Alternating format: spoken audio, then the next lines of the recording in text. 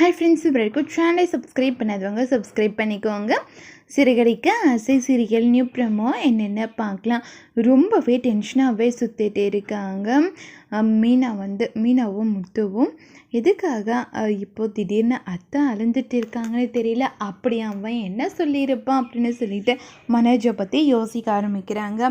உடனே முத்து போயிட்டு மனோஜை கூப்பிடுறாங்க. அப்படி நீ அம்மாவை என்னடா சொன்ன? அம்மா பாவம் ரொம்ப நேரமாக அழுந்துக்கிட்டே இருக்காங்க அப்படின்னு சொல்கிறாங்க. அம்மா உங்களை நான் எதுவுமே சொல்லலையே, எதுக்குமா இப்போ அழுந்துட்டு இருக்க அப்படின்னு சொல்லி கேட்குறாங்க. எதுவுமே சொல்லலையா? நீ தானே என்னை ரூமை விட்டு வெளியே போமா அப்படின்னு சொல்லிட்டு கத்துனேன். அதனால தாண்டா எனக்கு ரொம்ப மனசே உடஞ்சி போயிடுச்சு. இப்போ நீ ரூமை விட்டு வெளியே போகணும்னு சொல்லுவேன். இன்னும் கொஞ்ச நாள் போனதுக்கப்புறமா நீ எதுக்கு இங்கே இருக்க, வீட்டை விட்டு வெளியே போகணும் கூட சொல்லுவேன். எனக்கு எவ்வளோ கஷ்டமாக இருக்குது. எல்லாரோட உன்னை தானே நான் பாசமாக பார்த்துக்கிட்டேன். நீ தானே எனக்கு முக்கியம்னு எப்போவுமே நான் நினைப்பேன்.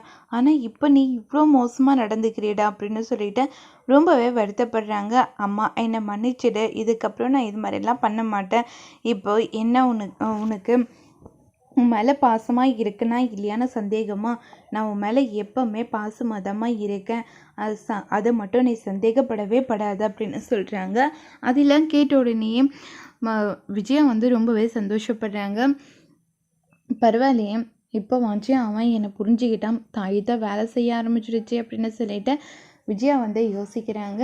உடனே முத்து சொல்கிறாங்க, அப்பா அப்போல்லாம் சின்ன வயசில் அவங்க எதனாச்சும் தப்பு பண்ணால் அம்மா என்ன பண்ணுவாங்க, பனிஷ்மெண்ட் கொடுப்பாங்க. அந்த மாதிரி இப்போது மனோஜுக்கு நம்ம பனிஷ்மெண்ட் கொடுக்கணும் அப்படின்னு சொல்கிறாங்க. அதெல்லாம் முடியாது அப்படின்னு சொல்லிட்டு மனோஜ் செமையாக கூப்பிடுறாங்க. இது எல்லாமே அம்மாவுக்காக தாண்டா அப்படின்னு சொல்லி முத்து சொல்கிறாங்க.